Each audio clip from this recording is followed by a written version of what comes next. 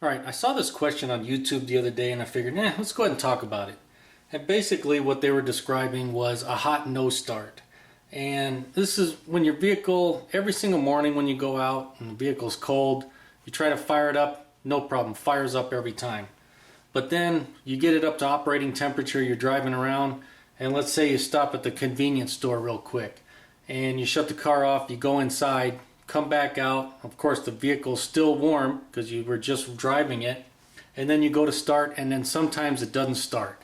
That would be an intermittent hot no start, and that's what we're talking about. And usually when you have this hot no start, you're not going to have a check engine light, so there'll be no malfunction indicator to let you know what's going on. And when I come across situations like this, the first thing I want to look at is the engine coolant temperature sensor, or the ECT. And on Hondas, the older ones have ECT1, the newer systems have an ECT1 and 2. And what I want to look at is the voltages on that ECT1. I want to see what they're sending over to the engine computer.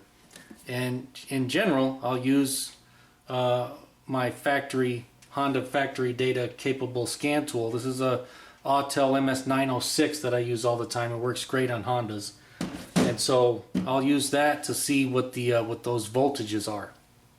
And so what the engine computer is doing is it's taking that voltage from the ECT1 and it's using that to determine what the proper air-fuel mixture is for starting. And so when the air-fuel mixture is off, you're going to have intermittent starting problems. And so basically the ECT, in this case ETC1, is sending voltage over to the engine computer, and then the engine computer is translating that into a temperature, and that's what it anticipates the temperature of the engine is going to be.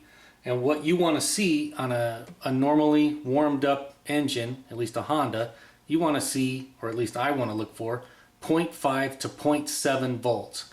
And that means it's in the normal operating range and the vehicle will start normally for a hot engine. Now, when the engine sees over 1 volt, it interprets that as a cold engine signal. And so it's going to adjust the air-fuel mixture to a more rich mixture. And so that's what's going to cause your intermittent no starts, is having too rich a mixture for that starting condition. Well, there you go. That's what I look for when it comes to ECT voltages on intermittent hot no starts. And as always, hey, if the video helped you out or you liked it, make sure to give it a thumbs up. Thanks for watching.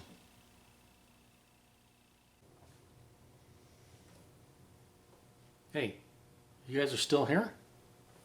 What are you guys doing here? Alright, seeing as you guys stuck around, I'll give you a little hint, but don't tell anybody. If your scan tool does not show voltage, like a lot of the cheaper little code readers do, 1 volt is equal to about 160 degrees. So if that computer sees less than 160 degrees, it's going to send a cold engine signal for that start. So there you go. That's your free tip, but don't tell anybody.